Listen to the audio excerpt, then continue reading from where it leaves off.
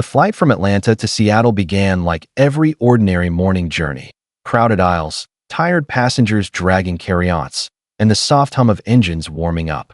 No one on board knew that before the flight ended, a small child would be attacked and a Navy SEAL would be forced to step in. But for now, everything looked normal. Near the front sat Todd Whitaker, a man whose face carried a permanent scowl. He gripped the armrests with tense fingers, glaring at anyone who made even the slightest sound. His expression showed impatience, but beneath the surface lived something harsher, a simmering resentment he kept just out of sight. Across the aisle, 7-year-old Ebony Carter sat with her mother Janice, her braids decorated with bright pink barrettes that clicked softly when she moved. Ebony's eyes sparkled with excitement. She talked nonstop about the tall mountains she hoped to see, the food she wanted to try, and how the clouds might look from above. Her joy was gentle and innocent, the kind of happiness only children can carry so effortlessly. Janice smiled, reminding her daughter to keep her voice low so other passengers could rest. She tried to stay calm and polite, believing that traveling was easier when everyone showed kindness. But when her eyes met Todd's for a brief moment, something cold passed through her chest. His stare wasn't just annoyed, it was sharp, unwelcoming, and strangely heavy with judgment. She looked away quickly, trying to shake off the uneasy feeling. A few rows behind them sat Logan Shaw, a recently retired Navy SEAL. Tall, observant, and calm, he scanned the cabin with the quiet instinct of someone trained to notice danger long before others sensed it. His posture was relaxed, but his eyes were alert. Years of missions had taught him to read people like open books, and Todd's stiff, irritated movements pulled his attention almost immediately. Logan noticed the way Todd clenched his jaw whenever Ebony laughed softly. He noticed the tightening of Todd's shoulders, the shallow, irritated breaths, and the way his fingers tapped restlessly against the armrest. Nothing had happened yet, but Logan knew the signs. Some people carried tempers like hidden explosives, completely silent until the moment they erupted. As the plane prepared for takeoff, flight attendants moved down the aisle with practiced smiles, guiding people to stow their bags and fasten their belts. Ebony watched the safety demonstration with wide-eyed wonder, fascinated by the oxygen masks and life jackets. Every tiny detail thrilled her. When the engines roared and the aircraft rushed down the runway, Ebony gasped in delight, pressing her forehead against the window as the ground fell away beneath them. She whispered, "Everything looks so tiny, like a toy city." Her words were soft, but Todd still shifted with visible annoyance. Janice heard his irritated exhale. She placed her hand gently on Ebony's back, reminding her again to use her airplane voice. Ebony nodded happily, still lost in the magic of seeing the world shrink below her. But Todd's stare burned. It wasn't just impatience. It was something darker, something that made Logan straighten slightly in his seat. He watched silently, taking note of every small sign. Janice tried to ignore Todd's glare, telling herself he was simply stressed or in a bad mood. But deep down, a mother's intuition whispered a quiet warning. Something wasn't right. And for reasons she didn't yet understand, she felt she needed to keep her daughter close. None of them knew that this silent tension would soon explode into a moment so shocking it would halt the entire flight. For now, the plane continued its peaceful climb into the sky, unaware that a storm was already brewing inside row 7. As the flight settled into cruising altitude, the cabin softened into a calm routine. Passengers opened books, adjusted blankets, and scrolled through in-flight movies. Ebony sipped her apple juice happily, thanking the flight attendant with sweet manners that earned her a warm smile. Her small gestures of kindness made several passengers smile, but for Todd, every sound from her row seemed to scrape against his nerves. Janice helped Ebony open her coloring book. The little girl picked a bright pink crayon and began filling in the outline of a dolphin, humming softly. Her voice was gentle and respectful, but Todd's mood only grew darker. He shifted in his seat, exhaled loudly, and tapped his fingers hard against the armrest. Suddenly, he slammed his tray table, a sharp, angry motion that made Ebony jump. Her crayon slipped slightly, making a crooked line. Janice immediately placed a calming hand on her daughter's arm, though her heart pounded. When she looked across the aisle, Todd's cold eyes met hers, full of irritation she couldn't understand. Minutes passed, heavy with tension. Then Todd leaned forward, glaring. In a low but sharp voice, he hissed, "Your kid needs to quiet down. Some of us want peace." Janice held her breath, steadying her voice. "She is speaking softly. She's not disturbing anyone." Todd's jaw tightened. "You people always have excuses," he muttered under his breath. The tone, the emphasis. Janice felt her stomach twist. She knew exactly what he meant. Ebony sensed it too, though she didn't understand the deeper meaning, only that it felt unkind. From behind, Logan noticed everything. His instincts sharpened. Todd's aggressive posture, Ebony's shrinking shoulders, Janice's forced calm. These were signs of rising danger. Logan stood briefly, stretching in the aisle to get a better look without causing alarm. What he saw confirmed his concerns. Todd's simmering anger was building towards something explosive. Janice decided to take Ebony to the back restroom. She unbuckled her daughter and guided her into the aisle. Todd shifted his legs with exaggerated annoyance. When Ebony whispered, "Sorry," even though she'd done nothing wrong, Todd muttered, "Yeah, you should be." That was the moment Janice felt a flash of anger. But she forced herself to keep walking, not wanting to escalate anything near her child. In the back, Ebony's eyes were shining with confusion. "Mama, did I do something wrong?" Janice bent down and cupped her daughter's cheeks gently. "No, sweetheart. Some people are angry at life, not at you. You did nothing wrong." When they returned to their seats, the flight attendant quietly approached Janice. She had noticed the tension and asked whether they felt unsafe. She even offered to move them or move Todd, if space allowed. But the plane was almost full, and Janice didn't want Ebony to feel like they had to run away from someone else's bad behavior. "We'll stay here." "Thank you," Janice whispered. Todd overheard. He scoffed loudly. "Always needing special treatment," he muttered. Ebony lowered her gaze, hands tightening around her coloring book. Logan saw this too. Every instinct inside him warned that Todd's restraint was slipping. Men like him didn't simply simmer forever. They eventually boiled over. Logan returned to his seat, but repositioned himself in a way that allowed him a clear view of Todd's row. His posture remained calm, but mentally, he was preparing for the moment he might be needed. The next half hour passed slowly. Ebony colored quietly, trying not to make a sound. Janice pretended to read, though her eyes barely moved across the pages. She could feel Todd's hostility like a shadow looming across the aisle. Every small noise made her shoulders tense. Todd ordered another coffee, complaining rudely to the flight attendant about everything from the temperature to the taste. She handled him with professional patience, but even she sensed the danger building. Passengers nearby exchanged nervous glances. No one wanted a confrontation, but everyone could feel the tension rising like pressure inside a sealed container. Just when things seemed to stabilize, Ebony sneezed, only once, and softly. A perfectly normal human sneeze. But Todd reacted as if she had attacked him. He slammed his magazine down, eyes burning with fury. "Are you kidding me right now?" he growled. Ebony froze. Janice snapped her head toward Todd, protective instincts flooding through her. "Please don't talk to her like that. It was just a sneeze." A woman behind Todd spoke up gently. "Sir, she's only a child." Todd whipped his head back. "Mind your own business." Logan's eyes opened. His calm shifted into readiness. He unbuckled his seatbelt and prepared to stand.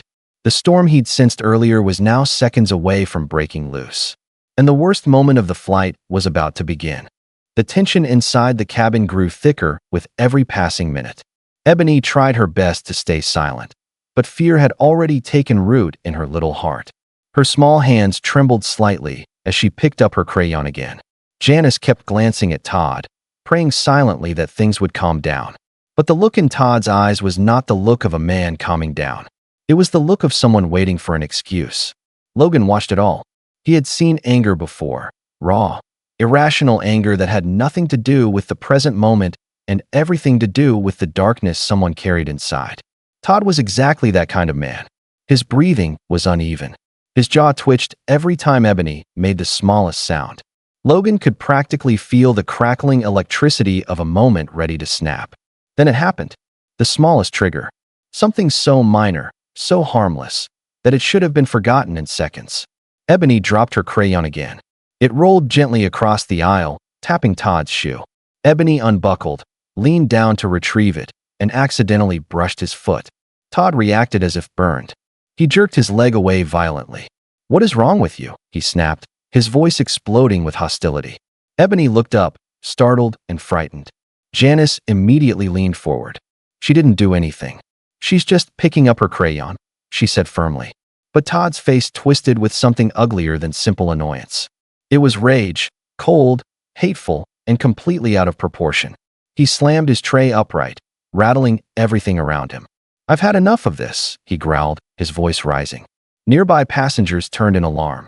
The woman behind him whispered, "Sir, please calm down." But Todd ignored her completely. His eyes were locked on Ebony, the tiny child shrinking into her seat.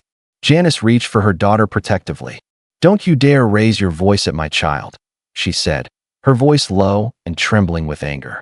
Todd stood up suddenly, his body leaning into the aisle. The explosive movement startled everyone. His breathing grew harsher, louder, like someone barely holding on to control. Then, without warning, he lunged forward. His fist swung across the aisle. A grown man's fist, aimed at a 7-year-old girl. It struck Ebony on the side of the head and shoulder. The sound of the impact echoed through the cabin. Ebony screamed, a sharp, terrified cry that pierced the air. Janice gasped, lunging forward to pull her daughter into her arms. The cabin burst into chaos. Several passengers stood, shouting. The flight attendants rushed forward, horror written across their faces. A couple of people yelled for security. Todd drew his arm back again, face twisted with raging hatred. But he never got the chance to swing twice. Logan moved. He shot out of his seat with lightning speed. Years of training triggered instantly. Within a second, he was in the aisle, grabbing Todd's arm mid-motion. Logan twisted Todd's wrist and pinned it behind his back in a controlled lock, forcing him against the seat. "Stop. Now," Logan ordered, voice deadly calm. Todd struggled wildly, trying to break free, shouting ugly insults at everyone around him. But Logan held steady. His expression didn't change. His grip didn't loosen. He controlled every inch of Todd's movement, preventing him from landing even one more blow. Passengers shouted for the flight attendants to call the cockpit. Someone yelled, "He hit a child." Others cried out in disbelief, covering their mouths as they watched the scene unfold like a nightmare they couldn't wake from. Janice held Ebony close, tears running down her face as she checked her daughter's head. A red mark was already blooming near Ebony's cheek. The child shook fiercely, burying her face into her mother's chest, her small body overwhelmed by fear. Logan kept Todd pinned, his voice steady despite the chaos. "Stop resisting," he repeated. "You're not hurting anyone else today." 2 male passengers rushed over to help restrain Todd. A flight attendant arrived with the emergency plastic restraints used for violent passengers. The entire cabin buzzed with adrenaline and disbelief. Todd cursed and thrashed, but Logan's grip was unbreakable. Within moments, Todd's wrists were secured, and he was forced back into his seat, breathing hard and spitting out furious, hateful words. The captain was informed immediately. The plane would be diverted. Lives had been changed in a single violent moment, and nothing about the flight would ever be the same again. For a few seconds after the attack, the cabin felt frozen in shock. Then everything exploded into noise, shouts, cries, frantic movement. The flight attendants rushed forward, their calm professionalism shaken as they saw Ebony crying in her mother's arms. Janice rocked her gently, whispering, "It's okay, baby, I'm here," even though she herself was trembling uncontrollably. Logan kept Todd pinned to the seat, his body acting as a human shield between the violent man and everyone else. Todd twisted and fought, but Logan's grip held firm. Years of training had taught him how to restrain dangerous people without losing control. He remained calm, his voice steady as he repeated, "Stop fighting. You are restrained. Do not move." A flight attendant grabbed the emergency plastic cuffs, her hands shaking as she tried to fasten them around Todd's wrists. 2 male passengers stepped in to help, their faces tight with anger and disbelief. Together, they secured Todd tightly to the seat, preventing him from moving more than a few inches. Todd kept shouting, insisting he was the victim, blaming the child, blaming the airline, blaming everyone but himself. But no one listened anymore. The entire cabin had seen exactly what he did. The captain's voice finally crackled over the speakers, steady but urgent. "Ladies and gentlemen, Due to an onboard situation, we are making an emergency landing at the nearest airport. Please remain seated with your seat belts fastened. Fear spread through the passengers. Children cried. Some adults whispered prayers under their breath. Others stared at Todd with disgust, shaking their heads in disbelief that a grown man could strike a little girl. Janice held Ebony as if trying to protect her from the world.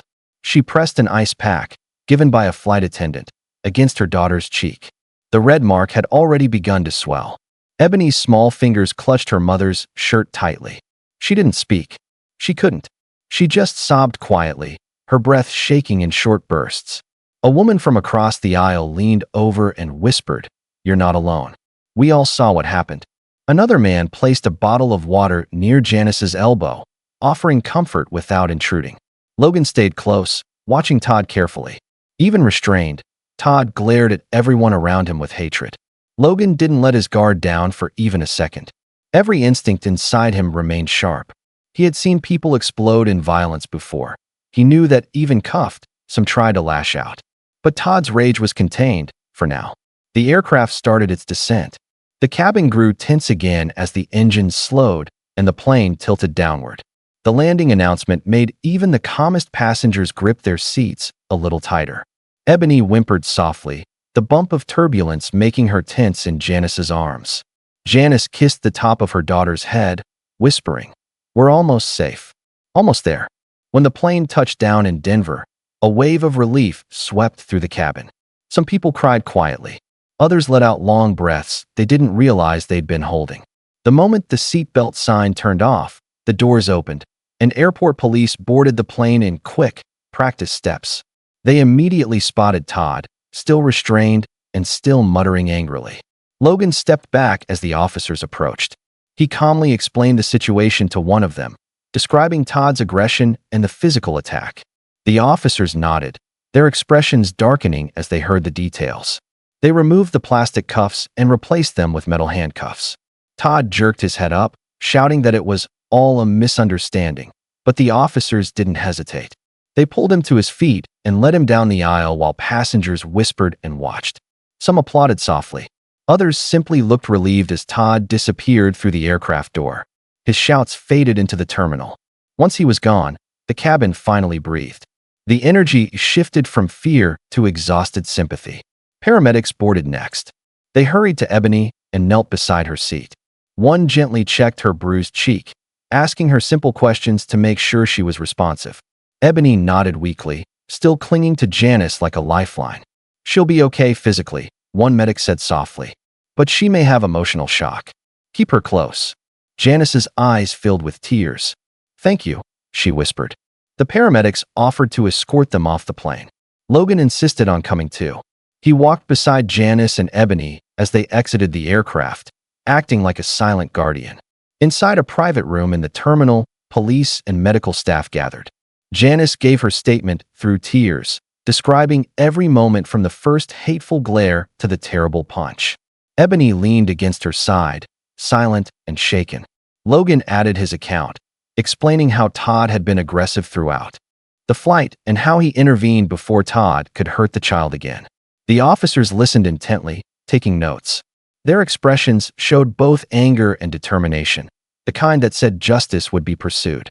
When the statements ended, the airline arranged a hotel for Janice and Ebony, offering full support and sincere apologies. Logan walked with them to the shuttle entrance. "You saved my daughter," Janice whispered, voice cracking. "I just did the right thing," Logan replied gently. "I'm here if you need anything, anytime." As Ebony clung to her mother, the night air around them felt heavy, but safer than the airplane had been. The nightmare wasn't over, but at least, finally, they were out of the sky. The days after the emergency landing passed in a blur for Janice and Ebony.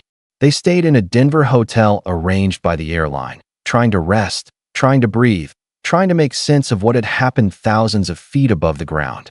Ebony barely let go of her mother's hand. Every loud sound made her jump. Every stranger who walked past made her shrink closer to Janice. Janice spent most nights awake, watching her daughter sleep with the faint bruise still visible on her cheek. She stroked Ebony's braids gently, whispering, "You're safe now," even though her own heart still shook from fear and shock. Meanwhile, Logan stayed in Denver as requested by authorities. He gave a detailed report to investigators, describing Todd's behavior from the moment he stepped on board. His calm, disciplined testimony helped the case take shape quickly. Officers told him that Todd was facing several serious charges, including assault on a minor and disorderly conduct. They were also reviewing whether the attack qualified as a hate crime. Soon after, the district attorney's office called Janice. They needed her cooperation for the case ahead. Todd had been booked into a local jail, and a preliminary hearing was coming. Janice hesitated, thinking of Ebony's fear, of the trauma still fresh in her daughter's eyes. But she also knew that justice needed her voice. So she agreed. Logan reached out too. "I'll testify," he said gently. "You won't face this alone." A few days later, the airline arranged new tickets so Janice and Ebony could continue their trip to Seattle. They wanted to salvage the vacation, hoping it might help Ebony heal. On the morning of their flight, Logan surprised them by appearing at the gate. "I wanted to see you both off," he said simply. Ebony managed a small smile and handed Logan her stuffed animal in a shy gesture of thanks. Logan smiled and handed it back carefully. "Keep this with you. You're a brave girl." The flight to Seattle was calm. The crew, aware of the earlier incident, treated Janice and Ebony with extra care. This time, Ebony didn't look out the window with excitement. She sat quietly, leaning against her mother. The innocence of her first flight was gone, replaced by something heavier. But she was trying. Seattle gave them new air to breathe. They walked through parks, visited markets, and took photos near tall buildings. Slowly, Ebony's laughter began to return, soft at first, then a little brighter. The fear didn't vanish, but the weight on her small shoulders began to lighten, even if only a little. But the world hadn't forgotten what happened.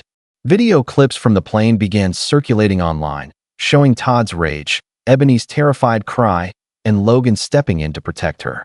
News channels discussed the incident as a reminder of why prejudice and violence must never be ignored. Messages of support poured in for Janice and Ebony. Families, mothers, fathers, and strangers expressed heartbreak for what the little girl had endured. Still, the real test lay ahead, the hearing. Weeks later, Janice and Ebony flew back to Denver. This time, Ebony walked off the plane with her small backpack held tightly against her chest, her steps slow but determined. At the terminal, Logan waited for them, standing tall like a steady anchor in a storm. In the courthouse waiting area, Janice practiced her testimony in her mind while Ebony fidgeted quietly. A victim advocate spoke gently with them, explaining the process and assuring them that Ebony would not be forced to speak if she didn't feel safe. Logan sat beside them, offering silent reassurance. Then Todd arrived. Guards escorted him down the hallway. He wore a plain suit, his expression twisted with bitterness as his eyes found Janice and Ebony. Ebony immediately stepped closer to Logan, gripping his sleeve. Logan shifted slightly, blocking Todd's view with his body. Inside the courtroom, the truth unfolded piece by piece. Janice told her story slowly, her voice shaking but firm. She described the glares, the muttered words, the sudden punch, the moment her daughter's life changed. Tears filled her eyes, but she never looked away from the judge. Logan testified next. His calm explanation of Todd's escalating behavior, his description of the assault, and how he restrained Todd added clarity and strength to the case. Several passengers' video recordings supported everything they said. Todd's lawyer tried to excuse his behavior as stress and frustration, but the evidence was undeniable. The judge listened, stone-faced, making notes as the truth became impossible to twist. When the hearing ended, it was clear Todd would be moving toward a criminal trial. His guilt was stamped into every second of footage and every testimony delivered. Outside the courtroom, the prosecutor thanked Janice, Ebony, and Logan. Reporters gathered again, asking for comments. Janice spoke softly, choosing her words with care. "We just want safety. We want justice. And we want everyone to be treated with respect." Ebony looked up at the cameras, voice small but steady. "I just don't want it to happen again." Logan placed a comforting hand on her shoulder. For the first time since the flight, Ebony looked like she believed she wasn't alone. The trial moved forward slowly, but each passing week brought Janice and Ebony a little closer to closure. Therapy sessions continued, helping Ebony face her nightmares and teaching her how to breathe through the fear that still clung to her memories. Some nights, she still woke up crying, but she no longer woke up alone. Janice was always there, whispering comfort, promising safety. Logan checked in regularly. Sometimes he called. Sometimes he sent short messages. Sometimes Ebony found a postcard in the mail with a drawing of mountains or oceans and a simple message, "Stay strong. You're brave." She kept every card carefully in a scrapbook, flipping through them whenever the fear grew too heavy. When the trial finally began, Janice and Ebony returned to Denver one more time. Logan met them at the courthouse steps, offering a reassuring smile that eased some of the weight on Janice's shoulders. Ebony hugged him without hesitation this time, grateful for someone who felt like a shield in human form. Inside the courtroom, the atmosphere was solemn. The prosecutor presented the video clips taken by passengers, Todd's rage, his slurs, Ebony's frightened scream, and Logan restraining him. Each replay drew quiet gasps from the courtroom. Janice testified again, her voice steadier than before. Logan followed, describing every detail with calm clarity. Several passengers also spoke, confirming the pattern of aggression they had witnessed. Todd's history came to light: past complaints, angry incidents, warnings he'd ignored. When he took the stand, he tried to blame stress, lack of sleep, and misinterpretation. But the evidence towered above his excuses. His words sounded empty. His face reddened as the prosecutor dismantled every claim. After days of testimony, the jury returned with their decision: guilty on all major charges. The hate crime enhancement was accepted as well, making the punishment far heavier. For the first time, Todd looked shaken, not angry, but fearful of the consequences he could no longer escape. Janice held Ebony's hand tightly as the verdict was read. Ebony's shoulders relaxed slowly, as though a long-held breath had finally been released. The judge scheduled the sentencing hearing, but the verdict itself felt like a turning point, an acknowledgement that what happened to Ebony mattered. Outside the courthouse, reporters gathered again. Janice answered only one question before stepping away. Her voice was soft but steady. Justice means more than punishment. It means protecting children. It means reminding the world that hate has consequences. Ebony added only 4 quiet words: "I feel safer now." Those words echoed louder than anything else. Over the next few months, life began to rebuild itself piece by piece. Ebony returned to school and, with gentle encouragement from her therapist, started a small project about kindness and courage. She made posters reminding her classmates to speak up when they saw bullying and to stand with those who felt small or afraid. Her teacher praised her strength, and slowly, Ebony's light grew brighter again. Janice became an advocate as well. She spoke at local community centers and parent groups, sharing her experience with honesty and hope. She encouraged other parents to protect their children fiercely and to confront prejudice whenever they encountered it. Her voice, once shaky and timid, gathered strength with each story she told. Logan found new purpose too. He began working with at-risk youth, teaching them self-defense, discipline, and the importance of using strength to protect, not harm. He often told them stories about courage, though he never mentioned his own role directly.